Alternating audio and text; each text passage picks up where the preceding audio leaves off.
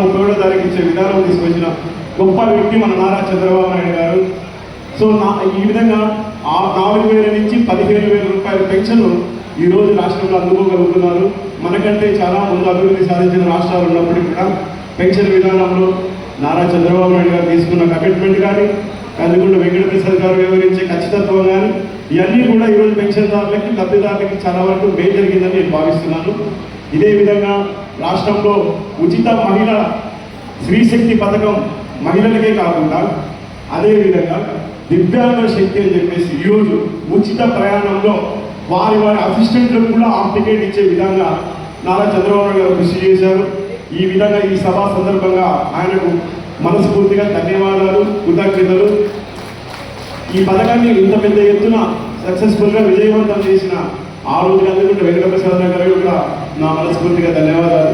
ప్రతి సందర్భంలోనూ వాళ్ళని గౌరవించే విధానం కానీ, వాళ్ళు చేసే ప్రోగ్రాంకి ఎంకరేజ్మెంట్ ఇచ్చే విధానం కానీ, ఆయన మాట్లాడే భాషలో కూడా చాలా వరకు వాళ్ళ స్థాయిని పెంచే విధంగా ఉండడం నేను ఆయన చూసిన చాలా ప్రసంగాల్లో గమనించి ఉన్నాను.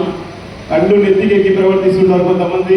ఇదే జగన్మోహన్ రెడ్డి గొడ్డెర పార్టీ అధ్యక్షుడు చాలా సందర్భాలలో సభా సందర్భంలో జరిగేటప్పుడు కళ్ళు లేవా, చేతికి గాజు వేసుకున్నావా, చీర కట్టుకున్నావా, పొట్టు పెట్టుకున్నావా లాంటి సందర్భాల్లో కొన్ని లోపాలను ఎత్తి చూపి మాట్లాడారు. కానీ అప్పుడు కూడా వాళ్ళందరికీ ముఖం మీద ఉంచినట్టు చెప్పారు నారా లోకేష్ గారు. ఇక నుంచి రాష్ట్రంలో చీర కట్టుకున్నావా, గాజు వేసుకున్నావా లాంటి పదాలు నిషేధిస్తున్నాము మనం. ఇలా మాలాంటి వాళ్ళ పట్ల కానీ ఈ ఒక మంచి ప్రదర్శన చేసి మా గౌరవం ఇచ్చినందుకు కూడా ప్రభుత్వం ధన్యవాదాలు. అదేవిధంగా ఈరోజు ఆర్థిక అసమానతలని, పేదరికాన్ని దృష్టిలో పెట్టుకొని 4,000 నుంచి 15,000 రూపాయలు ఇస్తున్న పెన్షన్ని ఎవరు కూడా నిర్లక్ష్యం చేయవద్దు. కొత్త భిక్షగాడు వస్తారు ఇంటి దగ్గరికి, మేము వస్తే మళ్ళీ 10,000 ఇస్తామని దయచేసి నమ్మద్దు. మనకు పెంచడానికి 5 సంవత్సరాలు పట్టింది. 5 సంవత్సరాలు పట్టింది. పెంచుకుంటూ పోయినాడు. తెలుసా అందరికీ? పెంచుకుంటూ పోయినాడు. మళ్ళీ వస్తాడు, నేనే పెంచింది పెన్షన్ అంటాడు. 50 రూపాయలు పెన్షన్ తీసుకొచ్చిన ఎన్టీఆర్ గారి పేరుతో ఈరోజు 15,000 రూపాయలు ఇస్తున్నారు. వీళ్ళు వస్తారు, మళ్ళీ మేము పెన్షన్ ఇస్తాము, మళ్ళీ మేము ఇల్లు కట్టిస్తాము. నాకు నిజంగా విషయంలో ఒక బాధ వేస్తుంది, భయం వేస్తుంది. నేను ఎక్కడికైనా రావాలంటే మా ఆయన కూడా నాకు పెట్టుంటాడు. ఈ జగన్ గురించి చెప్పినప్పుడు నాకు భయం వేస్తుంది. ఈడు బాబాయ్ ప్రేమిస్తాడు, నా వెంట వచ్చాడు. జగన్ బాబాయ్ వేసేసాడు. నేనేం చెప్పాలి నాకు అర్థం కావడం. ఇప్పుడు కూడా అబ్బాయి నా వెంట వచ్చాడు, నా దగ్గర వెంటనే ఉన్నాడు.